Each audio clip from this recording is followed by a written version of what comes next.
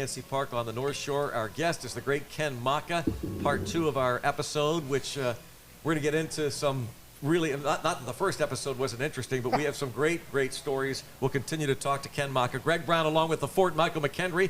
And this episode brought to you by Berkshire Hathaway Home Services and the great Era Katz. Just like the business school.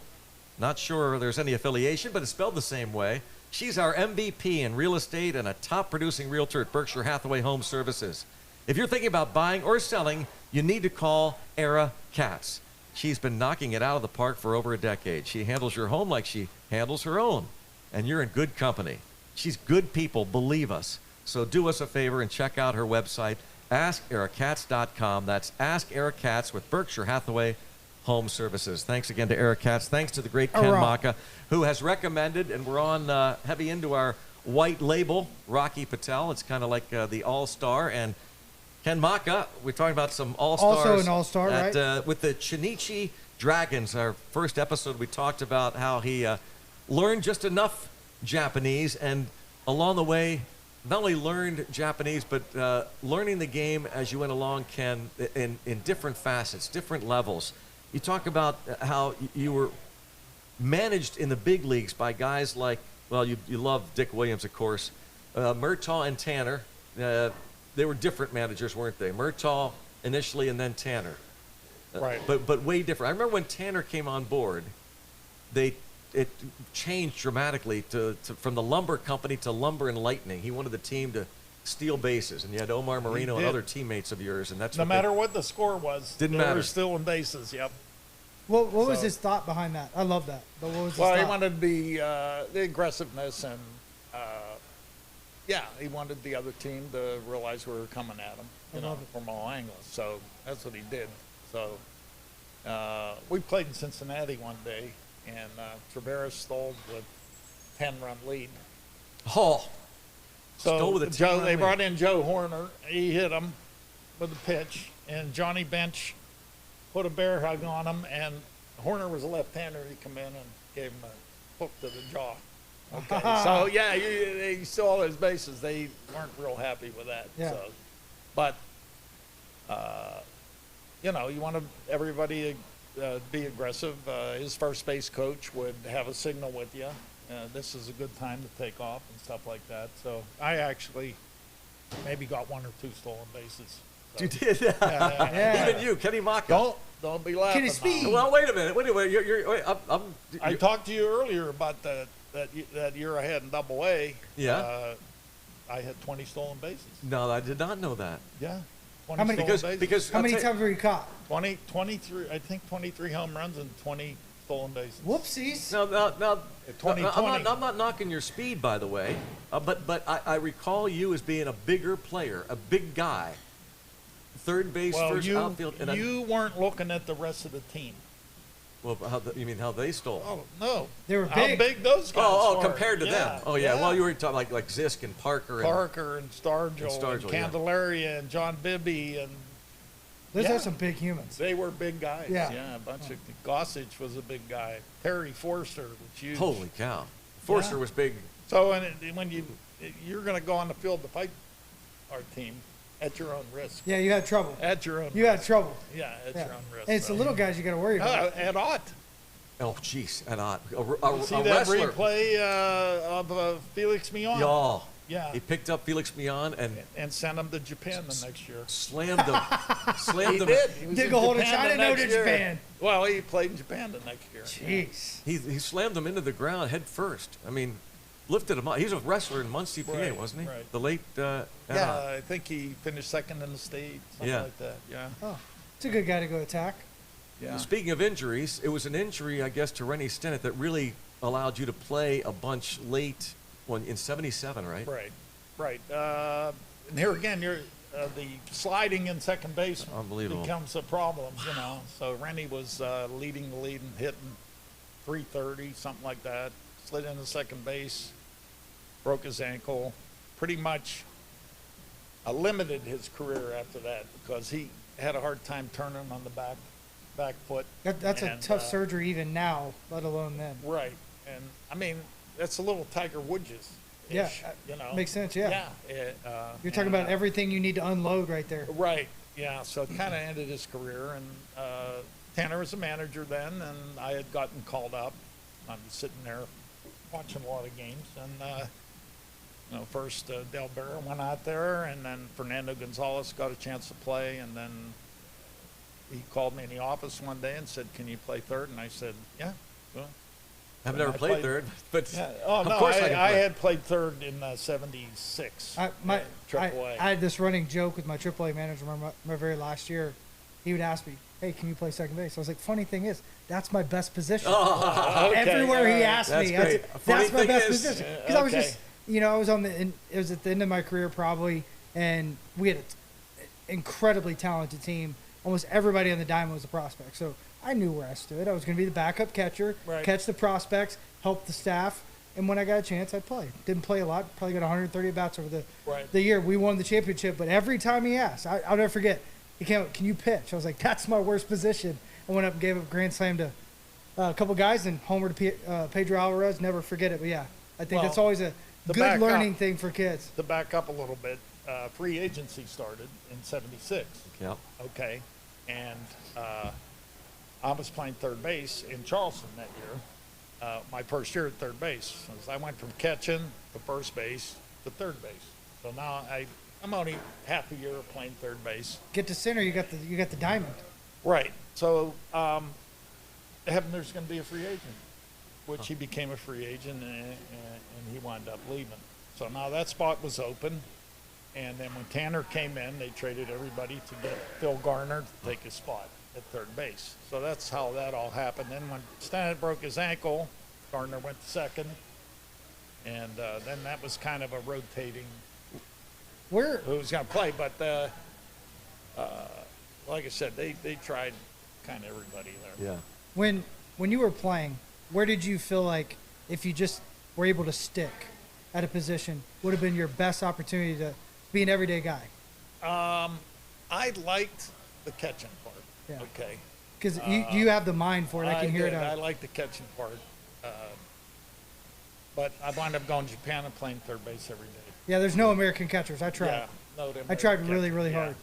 So I went over there, and one year I had 25 errors, something like that, which is a lot. And then one year I had 3 errors, which is not a lot. What?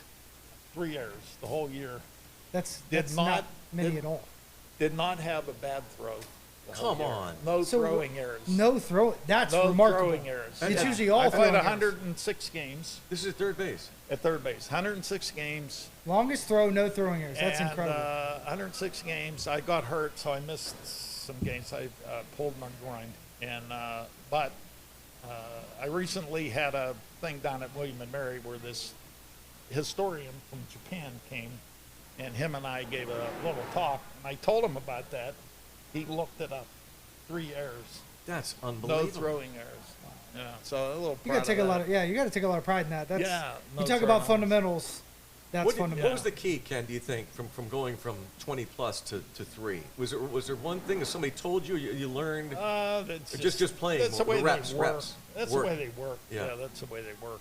So I mean, the next year I had It all 20 again. So, Yeah. it's funny because not Renee, but you talked about Renee in the previous Renee Latchman. Renee Latchman in the previous yeah. episode. But Marcel came up to me. I was struggling. He goes, "Michael, listen, you cannot identify anything until you get 100 at-bats." And ever since I noticed that, you really can't. Like, it takes about 100 at-bats or so many times out in the field, so many chances, and then it all starts to even out. You'll see a trend, a little bit better, a little bit worse, or somewhere right where he's always been. I mean, it really is remarkable over amount of time. And obviously with the analytics, you can see a lot of things a lot quicker, so guys give up a lot sooner. Right. But theoretically, over a certain amount of time, if I got 400 bats in the big leagues, I was about a 20 home run hitter. Okay. Because of the numbers and that was the same way in the minor leagues. But I never got them stacked together, so I never was a 20 home run hitter. Right. But right. you start to think about it like, wow. I get this. I'm one of those guys that had 1 home run. Okay. Yeah. Yet in the minor leagues, I'd hit 14. It felt like it took me forever. And I hit 31 one year in Japan. Which is crazy, right? Yeah. What do you think? So I'm going to tell you the way they study technique I had this one. This is in Japan. Yeah, in Japan. The way he studied technique, I had this hitting. He was like the secondary hitting instructor. Okay, and he was awesome. He basically taught me how to pull the ball. Huh. That's so Because cool. I played in the States here, and you had to hit 300. Yeah, so you were working inside So out. you learn how to hit the ball the other way and use the whole field. You have barrel control. And he taught me how to pull the ball. So how did he go about it? Well, how do you go about it? Well, you have 'Cause soft that's touch really drills tough, and stuff right? like that. Like, because you have to buy in. This Oh, first I thing. did, though. You I did, and that's the biggest Yeah, key. I So did. it got you to buy in, then what? So, well, the technique was you can't open your front hip up. Say that again? You cannot open your front hip Did you hear up. that? You Go can't ahead. open your front hip up. Yes. That bat head has got to get out there. Can I get an amen? Can I get an amen? And- where your upper body goes, the bottom And half will follow. This part right here, he would take a glove and put it in there so that you're not doing this. Yep. Once you do this, Yeah, and you're the knob of the losing bat, connection. knob of the bat's going to the pitcher, you're this way. But if the back of your hand is facing the pitcher, this is in there, and then the hips and hands go together. Yeah. Okay. Once that upper Just half naturally. goes, that bottom half will always follow. Absolutely. We So focus so much on that bottom half, and I don't he used to understand. say in his survival English, keep, and keep. I love that. Keep that all in there. Let the bat head get out there. And I say the same thing. to it's pitchers. amazing. It's almost no effort. Yeah, You get because the bat head out there and the ball jumps off the bat. Yeah. So it was a guy in Japan. Yeah, he helped me out which doing that. yeah. theoretically they're known for back control, doing Right, the little right. things. That's amazing. Well, anyhow, I went down to William and Mary and we're talking about, he's talking to me about the difference between American and Japanese baseball, and I talked about it and their work ethic and all that stuff, and I played a lot against a lot of guys over there back in the 80s, I was there 82, 3, 4, and 5, and I looked at them and said, hey, these guys are pretty good players. Yeah. They just haven't Really gotten a chance. taken the thing, taken the chance to go over there That's what I'm saying. to the States. Yeah. So then Nomo and Yeah. Sasaki and Ichiro. Well, right and now blah, blah, they blah, won that and all World these Baseball guys. Classic. They're the best. They Right, do, right. Yeah. So that's what all the kids in this class, students, I said, who's the best player in baseball now? Yeah. Right now, Yeah. Ohtani. So it's yeah. Their work ethic is second to none, that's what right? they do. He's a little bit He's different. bigger than the Oh, yeah. normal. Yeah. Yeah, And yeah. then they got that other pitcher that's been here for quite a while now. Pittsburgh, I think he went Darvish. Garbage. Darvish, Hugh yeah. I've caught Darvish, him. Yeah. He's nasty. Yeah. Yeah. So- Big human too. So, yeah, I was facing those guys over there. It's a different style. Did you feel like? I mean, I remember facing them in Hawaii, and this is some of their top prospects: the forkball, the split finger, the hesitation with their delivery. Right. It was different. Well, it took me a minute. The other thing is this: when they take their pitchers and they work them out, they put home plate down there and they put the lines for the batter's box, and then these pitchers concentrate on throwing it in that tunnel, okay, or that tunnel. And So if you're I heard going up recently, there- that's called the river. That's the river. Yeah, that's the river. Who called that? The that? umpire told me, he's like, yeah, that's the river. I'll give the river if it's presented well. And I thought that was pretty cool. Who 'cause said that? An umpire that I know. What umpire? American umpire? American umpire. Oh, okay. Yeah. Yeah. So It's obviously, So if you're it's going obviously in up there, college. Yeah. if you're going up there to hit, look for one down the middle. Yeah. It ain't coming. Okay. And sometimes I swear they would take batting practice for the game, and they'd have the coaches behind the stands. And if you're up there and you're hitting every other ball in the stands, I love this. By the way. okay, Yeah. you're hitting every other ball in the stands. The term is zekocho. Zekocho. You're in best condition. Yeah. They'll throw you in the lineup. So I played every day. Oh, yeah, So yeah, I played every day. You're in the lineup. So the other team knows your best condition. So they're not going to throw you straight. Oh. They'd intentionally go 3-0 on you. I thought, anyhow, knowing that the manager give you a take, boom, strike. Okay, and now You're looking for a heater. You ain't getting that. They throw you a slider. That's strike 2. And then they drop the split finger on you, and you swing at it in the third. You get yourself out. That's some psychology Okay. right Oh there. my Jeez gosh. Louise. That was so many Wow. at-bats, it would happen like that, you know? Did they ever So- start to give you the green light? No. No. There was a certain amount of. I'll tell you. I'll try to explain that to you. We came down to the last game of the season and wound up winning that game. My first year there, win the championship. The hitter on their team was hitting 351. A hitter on our team was hitting 350. He was our leadoff hitter. Oh. They walked him every time. They did? That guy didn't play. So that guy won the batting title, Wow. and they walked our guy. So I said to our guy, I said, What in the... throw your bat at it. Throw your bat at it. And he said, no, that's... Can't do that. Can't do that. Wow. Because of respect. Yeah. Wow. Holy Their So respect he for lost the the game is batting different. title. They lost That's the batting. He crazy. lost the batting title at one point. Jeez. Yeah, and because they didn't play Jeez. that guy on the other team. My But- gosh. dude. The season was basically over, and if we win that game, we win the pennant. If we lose, the Giants win the pennant. Okay, so we're not playing the Giants; we're playing the Whales. The Giants are sitting in the stands. They're walking that guy Oh, my God. every time, and I'm hitting third. Oh, So I'm up You're the every man. time where the guy's on base. You're the man. Okay, and we wound up winning 9-0. oh. Wow. With the Chinichi Dragons. Yeah, the Dragon. What was Hey. your all's mascot? Dragon? Just a straight dragon. Yeah.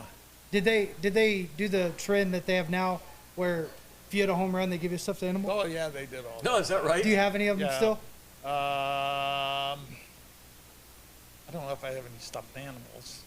That's what they gave you? Yeah, you come around home, they hand you a stuffed Oh, animal. that's Yeah, funny. so- Look right and there at then home they- plate, they hand it to you? Yeah. They'll give you And a little, something else. they'll give you something. Ah, little cheese. This is how they do it here. They put it here. Is that right? They So s- it's put up her sleeve so that your wife doesn't know you're getting No. the money. Yeah, so you're putting it up your sleeve. Wow. Oh, my gosh. But That was- I went home and gave it to my wife. So That was 82 through 85. 82 to 85. And now, so when you come back to the States, what's the first thing you did in 86? After I the- called at the end of '85. I hit 300 my last year. Yeah. And And you knew you were. I That was it. I was coming back. You know, I was 35 years old. You know, they'd get up there and they'd hit a ball, and I'd look. We had a dirt infield, all dirt. Oh. And I'd see the ball hit there, and say to myself, probably should have had that one. I'm not moving too well. yeah. You know, the age got in there, so I called the people in Montreal, and they had a That's when you spot came for back, me, and yeah. that started my coaching career. You mentioned your first home run, right? Only home. I didn't say Yeah. that. You said Yeah. it. You said Okay. only. I said first. Do you remember the date? I'm going to think it was May 5th or 6th. Well, you're right. Oh, is that good? May 4th, 1980. May 4th, okay. May 4th, He 1980. was still thinking about it. The 5th and I know, 6th. yeah. So was. Do you remember the pitcher? Ed Halicki. Ed Halicki I never of forget the that. Giants, right? I'll give you the situation. You gave a licky. Yeah, Yeah. Ed Here, Halicki. I'll stretch this out for you. Well, I do, yeah. Okay. We're playing the Giants, a doubleheader on Sunday In Montreal. in Montreal. And on Saturday night, Larry Parrish is our third baseman. He got hit with a pitch. So Williams called me in the office and said, "Get your rest. You're in there tonight." That was one nice thing He would do that? If you were going to play the next day, he let Did you me carry know. that over as a manager? Oh, yeah. Yeah. Yeah. That is a big deal. So No, he I'm let sorry me to know. interrupt you, but just a question about that because I'm curious regarding that. But you also said Dick Williams would play all those guys, understandably so, all the time, right? Just If they're about all the time, healthy. yeah.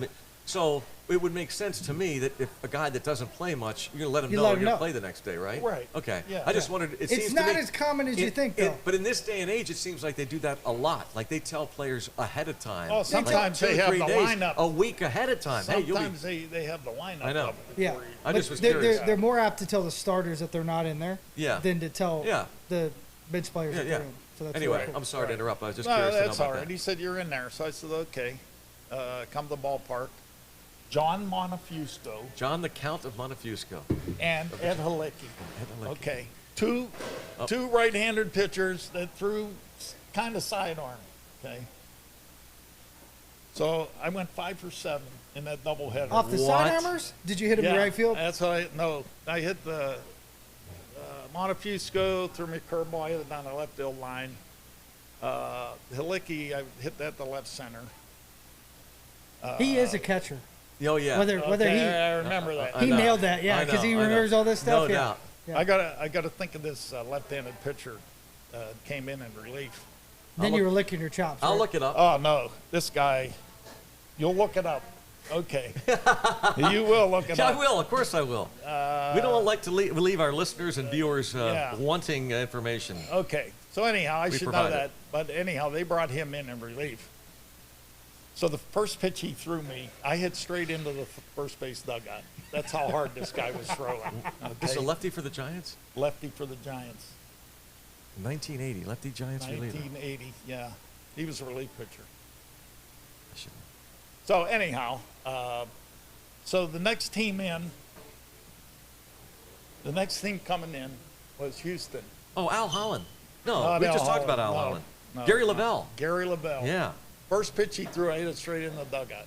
Next pitch, I hit right down the right field line for a triple.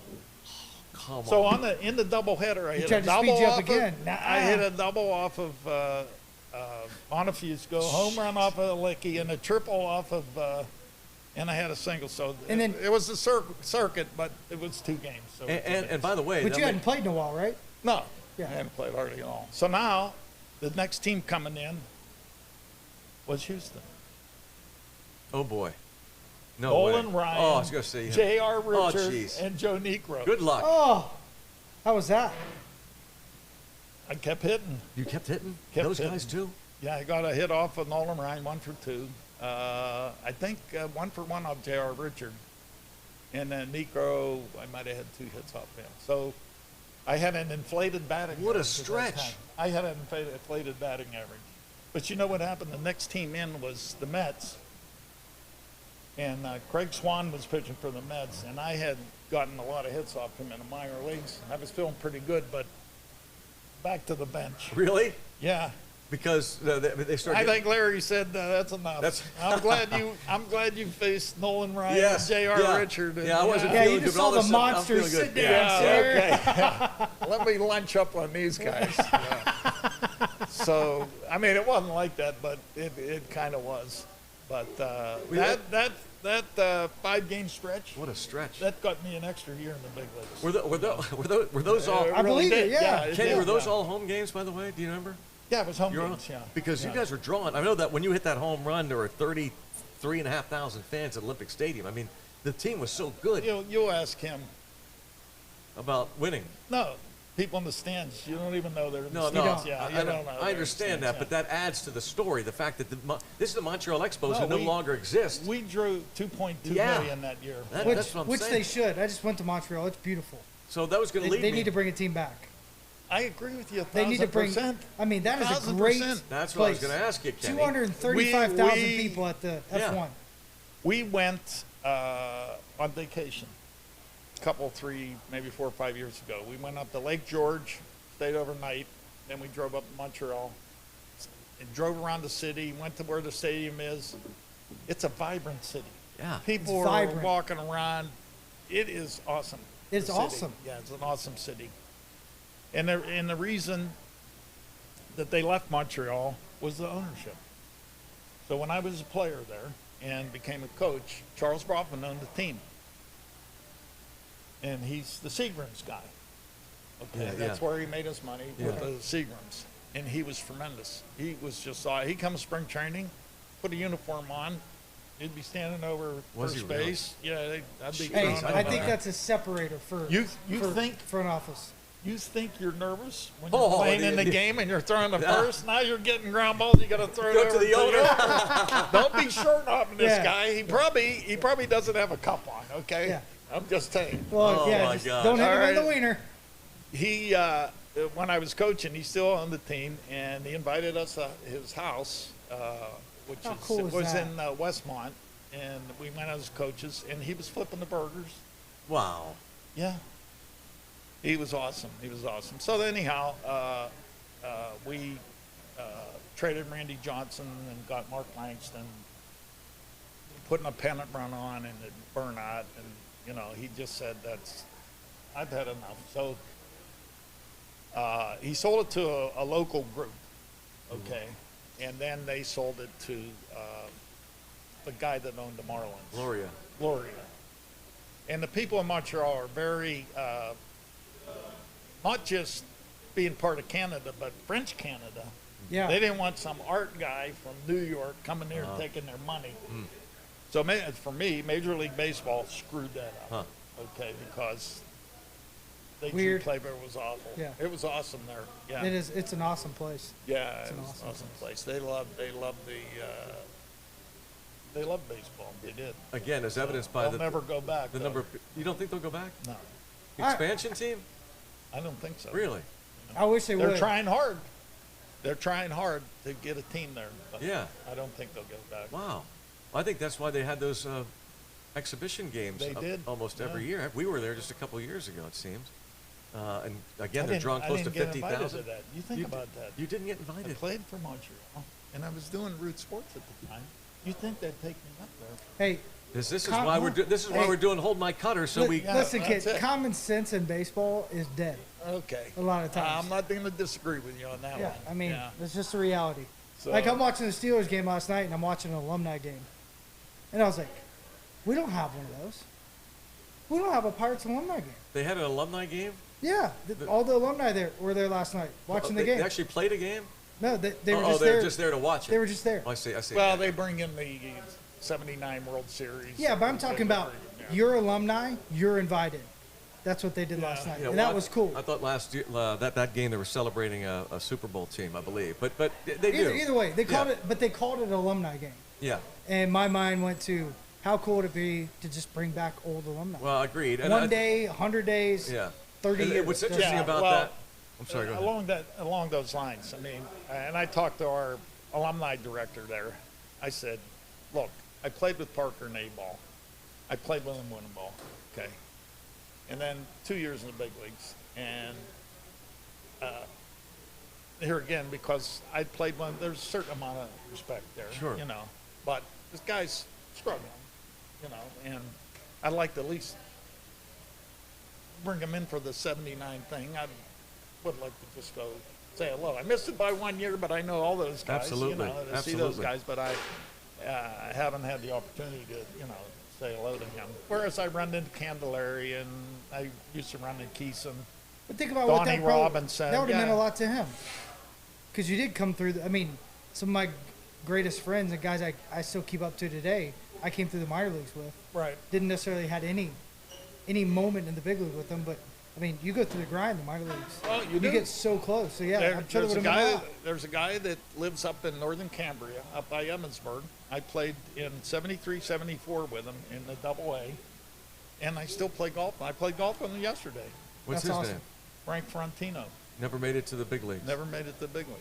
There's more of those guys, way more than Oh, those sure, guys, of course. Yeah. But like, it does mean a lot because like the story started somewhere else.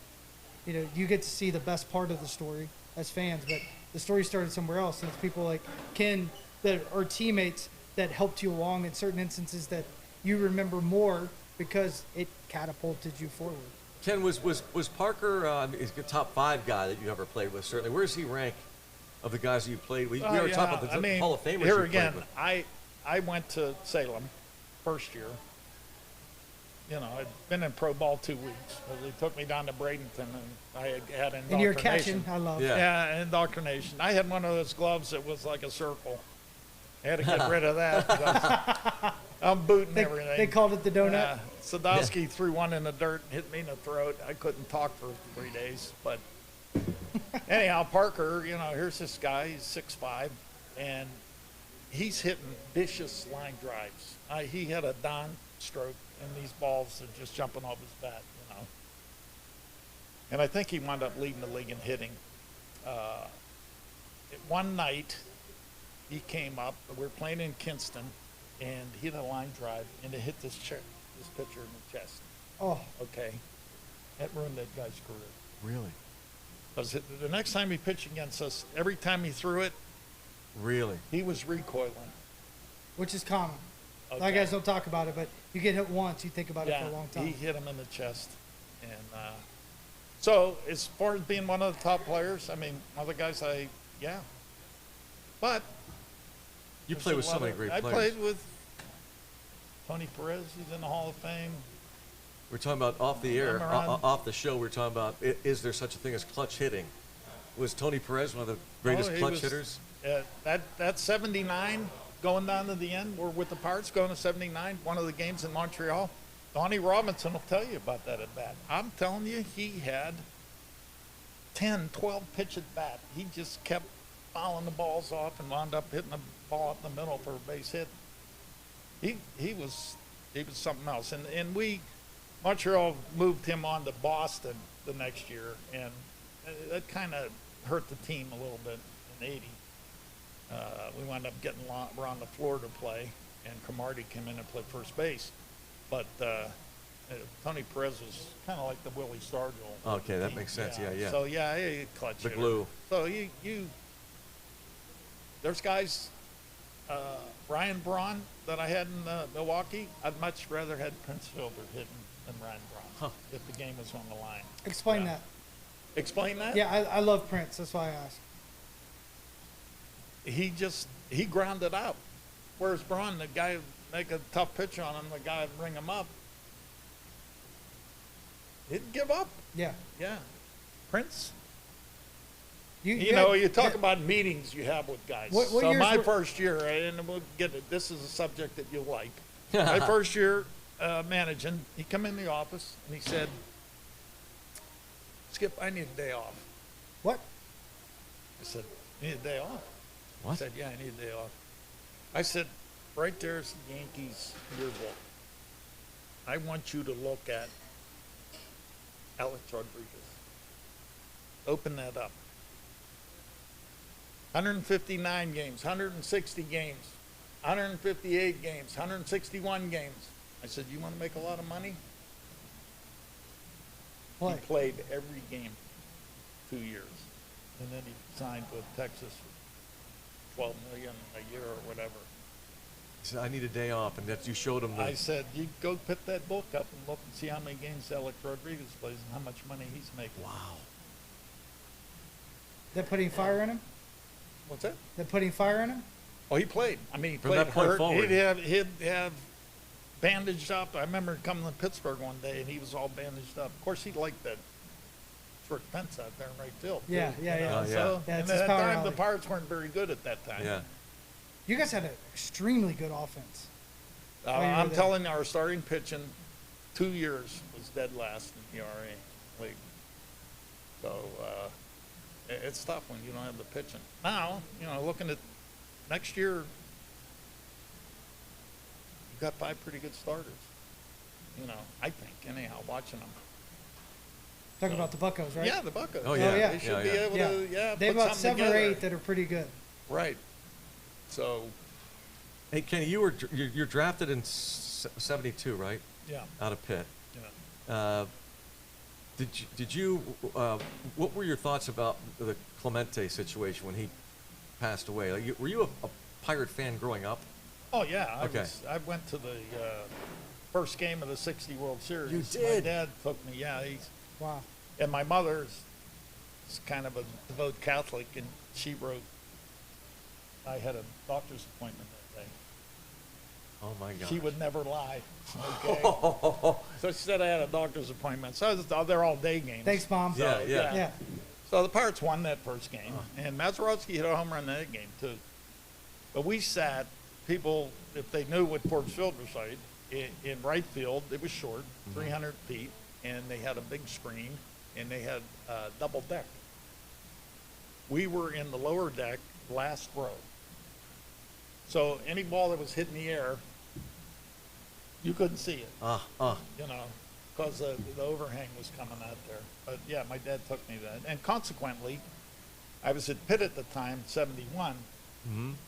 And you probably think this is hard to believe, but my dad 2 tickets. We got 2 tickets, and we sat in the upper deck of Three Rivers Stadium In 71. for the first night game. Wow. And I went to Webster Hall and bought those tickets. Oh It my- wasn't sold out. No kidding? No. I'm telling you. Oh my Wow. gosh. I How think they're about- running like the cheapest seat I saw Yeah, in LA we or New were York. we It's were in like the upper $1,700. deck in center field. Wow. For and that's when Milt May, got the base hit and Keeson pitched. And Keeson pitched. the next year, there I am in spring training with all those guys. And you became good friends with Keeson. Yeah, I did. Yeah. What a small world. Yeah. Ken, this past year, the Pirates had a kid from Pitt play. We're talking about this on the air about how few players from Pitt have played, first of all, in the big leagues, but most especially with the Pittsburgh Pirates. How much attention do you pay to things like that? I mean, how big a deal is that for a guy like you? I went down. Isaac Madsen. I've been down with their coach a couple times. I kind of live pretty far out, and he's very welcoming. Come down anytime, but I don't really. I went down, maybe saw 2 games. They played Cal last year. Yeah. Cal Berkeley. Yeah. So this is crazy here too. But Cal Berkeley come in, and they had like an alumni day. So I went down for that. I figured they put me in a Hall of Fame. I should go for the Might as well. alumni game. So Yeah. I went down. Their head coach's name was Mike New. He pitched for me Wow. in 2003. Wow. No way. Sat in the bullpen next. He was a Rule 5 draft for Oakland. He was in the bullpen and sat next Holy to Keith Folk the whole time. Yeah. Jeez. So I think he's probably still their coach. I don't know. But he pitched for Unbelievable. me in Oakland. Yeah. Well, how about That Doc? was unbelievable. That is unbelievable. Yeah. But another former Pitt guy, you think about it, in a 2-year span, the Pirates get 2 guys. Well, he wasn't drafted by the Pirates, Doc Medich. Did you know Doc at all? I do.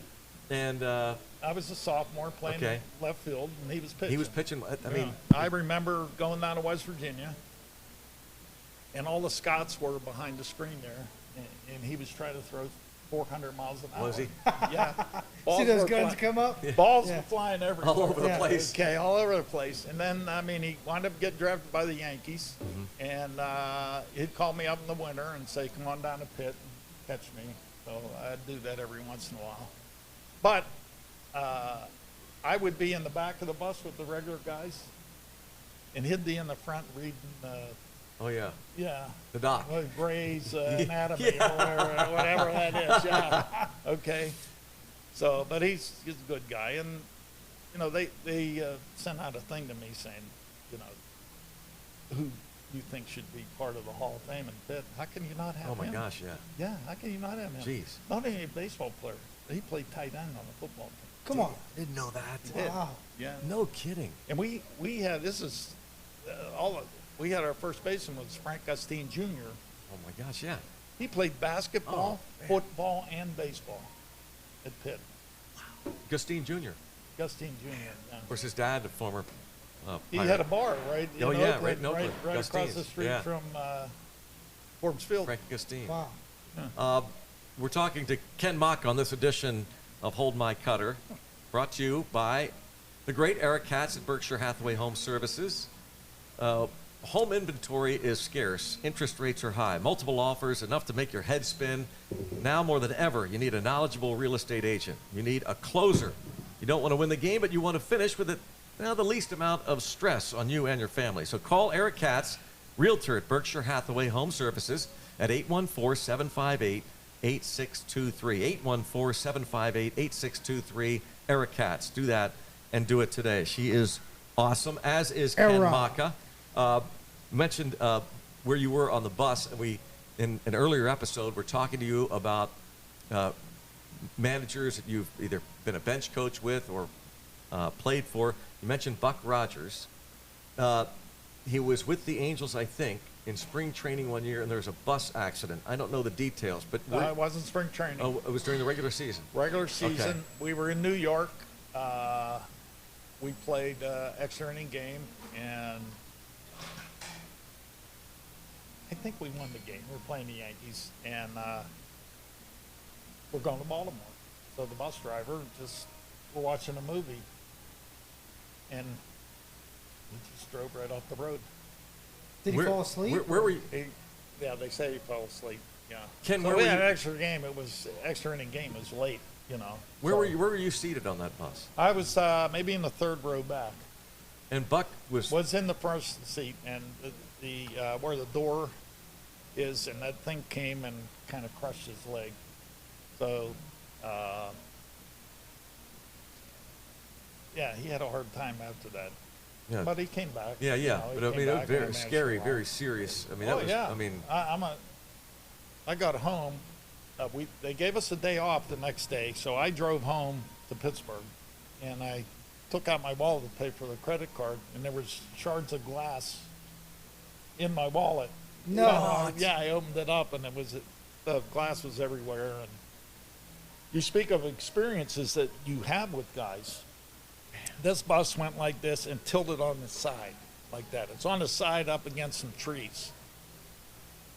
And everybody was like, and Buck was saying, all right, everybody get off. Don't worry about me, blah, blah, blah, this and that. So I looked up, and Chuck Finley, who is awesome, he was standing up on there on the top of this bus, pulling people out of it. really? Wow. That was awesome. Chuck Finley, the pitch for the Outstanding pitcher. Angels. Yeah, he was a great pitcher, but what a guy. Yeah, but he was there trying to pull people out of there. But I vividly remember him on the You bus. weren't hurt at all. I wasn't hurt. Man, no. what a scary moment. That's well, you were a part of some great teams. We talked about that in the first episode with Ken Macha on Hold My Cutter. We did not talk about the unusual trivia question: who is the only former big league manager ever to have witnessed 3 perfect games Come on. in person? Three perfect game in uniform. In uniform. In Did we uniform. find out how many there are all time? He's Ready the to look first at and it? only. Oh, what do you mean? Oh, how many All total time. perfect Yeah, games? I'm No, looking it's at it. all about how many people witnessed it in uniform. Yeah. Ken Macha. In uniform. So tell us about each one, Ken. Len Barker was with Cleveland. We were in Cleveland. It was Friday night before the Kentucky Derby. So it was in May. Okay. And if you've been early May in Cleveland, it's pretty cold. 24 all time. 24 all-time perfect All-time. games. Yeah. You were in uniform for three of them. Three. Okay. Where were the other 21? Jeez, Yeah, Louise, yeah. show What the up. hell's wrong with me? Shake myself. Yeah. Anyhow, we're in Old Cleveland Stadium, and it's cavernous, and there's no people there. And I'm sure there's a lot of people saying they were there. Yeah, you know. sure. So I was a player with the Blue Jays, and he threw a perfect game. And then the next day, it was the Kentucky Derby. Then I got to play on the Sunday. You had to be lucky. Did you? I go remember Bet? playing on the Sunday. Huh? Did you go bet on a horse the next day? I did not. You should have found perfect and bet on it. Yeah. I wasn't thinking fast enough. Yeah, man. So, but then that was the first one. The second one, I was a coach with the Expos. And we're playing the Dodgers. And on Friday night, Mark Gardner was pitching for us. Oh, yeah. And he no-hit the Dodgers into the 10th inning. And he was still pitching into the 10th inning. And somebody got a hit off him, and we lost that game. But you knew right then the Dodgers, they're not swinging the bat very well. So the next day, Dennis Martinez went out and threw a perfect game. Oh, my gosh. And Tommy Lasorda stood up on the top step of the dugout and started going like this, try to get the fans to rattle Dennis Martinez. Oh, my gosh. That was terrible. He did? He tried to get the He fans to did, rattle yeah, him? yeah. Wow. And the next one was when I was a coach with Angels. Yeah, Angels. Kenny Rogers threw a no-hitter a perfect game in Texas. So yeah, three perfect games. That's incredible. 24 all time. 24 all time. You're like better than Ron Hasse. Ron Hasse caught 2 of them. That's unbelievable. He caught the Lenny two Barker, and he caught the. That's incredible. That is yeah, unbelievable. yeah, same guy caught both. So, Yeah, you said that's one of your goals, catch a perfect Yeah, that's game. one of my goals. Yeah, that's one of my goals. Do you have any eligibility left? Get back in there, Maybe a fantasy camp. Yeah. Yeah, we'll okay, go into all a right, fantasy yeah, camp. Fantasy camp. Okay. So, Kenny, the three perfect games, the players, those that you managed, those that you played with, you've seen some of the greats. You've been a part of some incredible teams.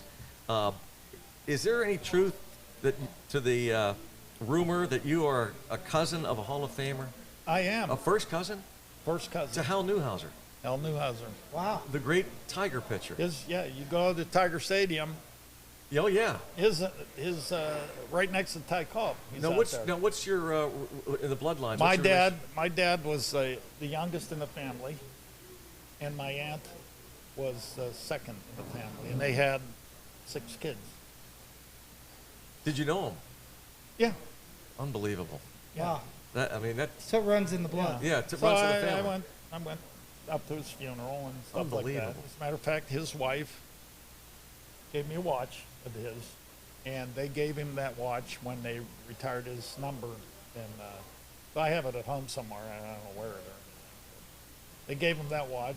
She wrote a note saying, "I don't know what I'd do with this. Maybe." Jeez. Yeah. That's really cool. Wow. Yeah. So they retired his number. So, if you look up at his history, Yeah. there's 3 years where that will never be duplicated, the number of wins. So he's got like 29, 26, and 25. Oh, yeah. No chance. 29, 26, and 25. No chance. Well, that's because, of course, starting pitchers don't last that long. Well, What do you speak of? okay. Starting know. what? Well, they throw the bullpen last night, didn't they? Yeah, Well, bullpen game. that That's was going to be interesting. one of my questions, is that you were around that time. You were playing, I think, Ken, when that started to turn, right? When starting pitchers became less relevant or not? Well, here, Was it I LaRussa mean, that you're kinda- going to get into the starting pitching thing. Yes, please. Here, I'm going back to my Montreal days. So we're playing at San Diego.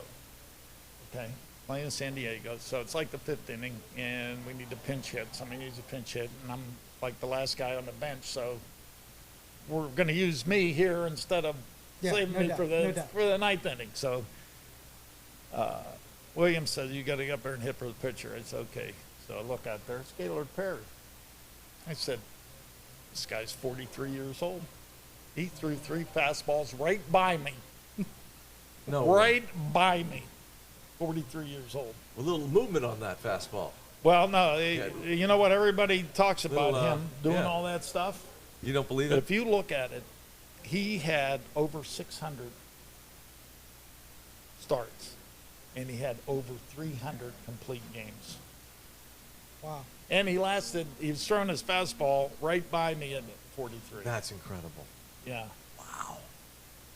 So, I mean, you got to look at, you can't just put everything in the box. You got to look at guys' genetics and Yeah. Yeah, all sure. that There's a lot stuff. that I goes mean, into Nolan Ryan threw a Yeah. no-hitter when he was, 45 46, years old or yeah. 46? Yeah. I mean, come on, Yeah. 46. And I faced him in the 80s, so He's getting up there. he was in his Yeah. prime, Robbie. He was blowing gas. Yeah. Okay, yeah, he was blowing some gas. But the point about the starting pitching and people, old schoolers want those starters to go out there longer. They don't like the fact that the bullpen is used early. But the counter argument is that the manager and these teams are trying to win games. They think the best way to win games is to go to these hard-throwing relievers, especially after the starter sees the lineup a couple of times. Right. What do you say to that? Well, I can go back to what, Buck Rogers kind of taught me when he Yeah. was grooming me to do what I did. And he always emphasized that everybody should have 3 pitches, at least. Something soft, okay? We talked a little bit earlier about Ramon Hernandez. I could tell him, hey, go out and tell the guy to use his changeup, get some early action, get some ground balls, So get them out ahead. Just so we understand that, this is a catcher. You're the manager, and you were telling Ramon Hernandez, your catcher, this, yeah, right? but the pitcher's got to have that equipment. Yeah, I understand. Okay. But just so we're on the same page, because this is so interesting that here's the manager of the team talking to the catcher about doing this. Yeah, Ramon like the Hernandez. pitch count's getting a little high. Yeah. We need a little early action. So you get strike one, throw him a changeup or first pitch changeup. But anyhow, that's what Buck Rogers said. So he said that, so that you can go through the lineup 3 times and the guy's not just sitting on fastball hard and slider hard. Okay. Then all of a sudden he's going to be subtracting. Okay. And get him off that fastball, and now you're going to get some jam shots with the fastball. You're going to get some ground balls, so that you've got a, look at Skeens. He's got that, he could go the distance. Yeah. Okay. Now Keller, I don't know if he's got something soft right now where he can do it. And the other Jones. young kid, Jones, yeah. he's a hard everything. Yeah. So the equipment that he has, he should be the closer. He's got Okay. that stuff, yeah. He should be the closer because he can go whatever, 1 inning. They just use the closer for 1 inning now, but back in the day, Gossage came in, He threw 3 innings. 3 innings. Yeah. Yeah. Oh. Story about Gossage. Only here 1 year. I mean, That's like Hader on San Diego, former starter, and when he came up, he was closing games with 3 innings. yeah. So then I don't know what he did this past year, but I remember he was not happy about the fact he was pitching more than an inning 2 years ago. Yeah, and that probably comes from an agent or trying Okay, to protect well, him, whatever. But yeah, I'm with you. It's all All right. part of it. Yeah, Yeah. So it's all Gossage- part of it. Gossage is here. We're playing the Dodgers. So the Dodgers, back in 77, Ron Say, Bill Russell, Davey Lopes, Steve Garvey, Dusty Baker, Oh. Rick Monday.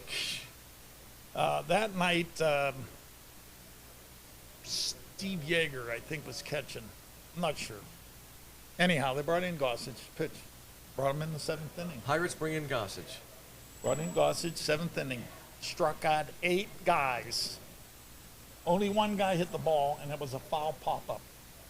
What? So nobody put a ball in play. Nobody put the ball in play. What?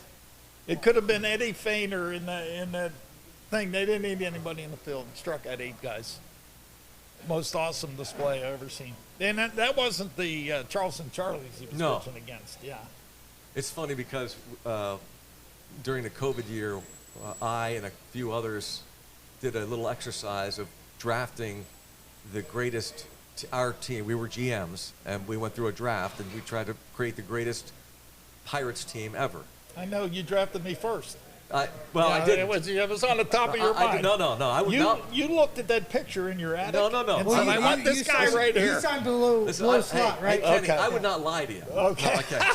Yeah, but Okay. Who was your first pick? I don't remember. Whoever was first, I'm sure, drafted Hannes Wagner. Then somebody drafted Stargell Clemente. I mean, I think there were 5 of us. So I've got one of those guys. But the point is, being older, knowing about 77, automatically, and somebody else had drafted Teak, of course, or Elroy. But for me, Goose Gossage, maybe to this day, Ken, I don't know that I've seen a more dominant closer. And as you said, he could pitch 3 Rivera, innings too, yeah, by the way. Monty Rivera, But I mean, yeah. my goodness. Right. He was ridiculous. Well, he was a starter with the White Sox, and Tanner made him a brought closer. over there. And, Yeah. and A lot I of must great say this, closers and in I'm the I'm field. not out lying because I'm warming these guys up. Terry Forster threw just as hard, Did he really? maybe harder. Really? Yeah, It he hits did. you different, doesn't it? It was heavy. Yeah. Yeah, it was That a heavy ball. fastball is different. Yeah, it was a heavy fastball. Yeah. Think so- about that. They had the lefty Forster and the righty Gossage. Well, the bullpen was Jeez. Forster, Gossage, Grant Jackson, Oh, Teak, and Odell Jones. my gosh. Who could throw hard too, right? Yeah, that was the bullpen. Only 5 guys in the bullpen. 5 guys in the bullpen. 5 by the guys way. in the bullpen. Wow. Yeah. So And they that meant throw the every day, too, starters. right? The starters are getting out. You got 5 guys in the bullpen. Your starters are going to have to learn how to pitch Yeah. to get to the 7th Yeah. inning. Right. So if you got 7 guys in the bullpen, or 8, whatever they got now, Yeah, but there's something to be said about the eye test. That gut feeling. Like, you can tell if a guy has good stuff that day. You can tell when he's struggling and fighting through it. You get him through 5. Right. But like, it seems like it's just maybe a habit. I'm gonna go grab him at that 6th inning mark Right. because here comes that 3rd time through. It doesn't matter how good they are. Right. It's right. crazy to me. Right. Well, just a funny story. I had Esteban Loaiza in Oakland my last year. So he went out there. First pitch he threw, 82. I said, a pitching coach. That changeup. He said, no, that's all he's got. Something's wrong with him. 82. I said, don't worry. We'll get 3 innings out of him because he's below hitting speed. Okay, so you could see these guys come up there and hit a ground ball, and they'd touch first and they'd be walking in there. And like, what's going on? You could see him. Huh. This guy's got nothing today. Yeah. So we got him out of there after the 3rd inning, but he pitched 3 innings. Was he hurt? He was hurt, yeah.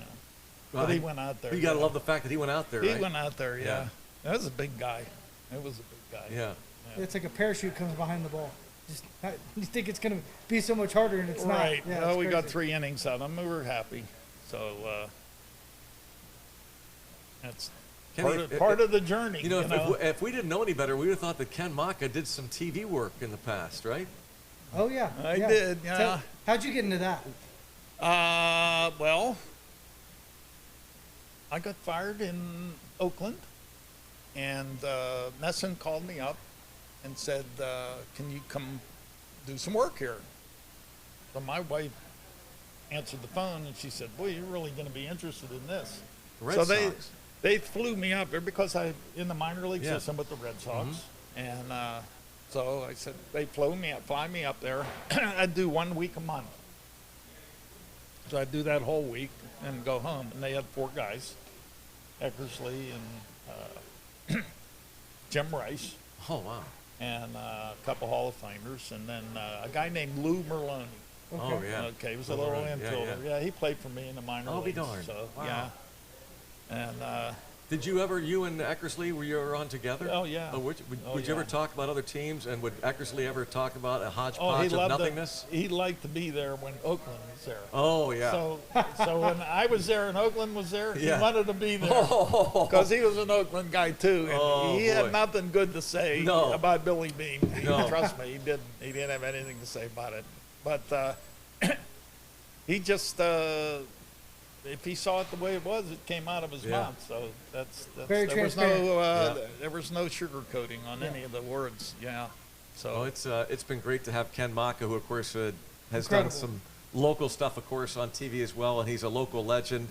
He's a Yinzer. Would you mind coming I don't know back? if I'm a legend, but Oh, you are. okay Come with on. that, yeah. To me, Yeah. I've got your picture in the attic. All right. Come on. I told you that. You're a legend Okay. to me. With the mice and stuff. Yeah, oh, yeah. I mean, I think I do. I Yeah, do. But Or hey, Ken will take hey, care will of you that. come back again sometime? Is it? I'm okay with doing that. Yeah. now- I don't know if I talked about everything. You know, I No, we got more covered to- everything. No. Yeah, I want to dig into what makes a great coach. Yeah, some we'll of the get into best that. coaches you've been around. I want to get into that managerial Especially stuff. Ken, when you called, when I called you and you said, "Hold my cutter," I would love to be Yeah, on Hold there My you Cutter. go. Oh, you All kidding? right, The okay. best baseball cigar podcast around. I was holding Buck Jackson's cutter. That's right. That's Yeah, right. that was good. And that's the Yeah, point of the okay. show. Exactly. Yeah. exactly. Hold My Cutter. And again, our thanks to Era Katz. Ask Era. She knows. Era Katz at Berkshire Hathaway Home Services. Remember, ask Era because she knows. Ask for Era Katz with Berkshire Hathaway Home Services for all your real estate needs. AskEraKatz.com. Tell her the Fort and GB sent you. Curious what your home is worth? If you don't at least ask Era Katz, you will regret it. And you'll regret not continuing to like and follow us, right? Absolutely. All platforms. All platforms. You Okay. can find us YouTube. Please like, subscribe, and ask questions. Check out the first episode of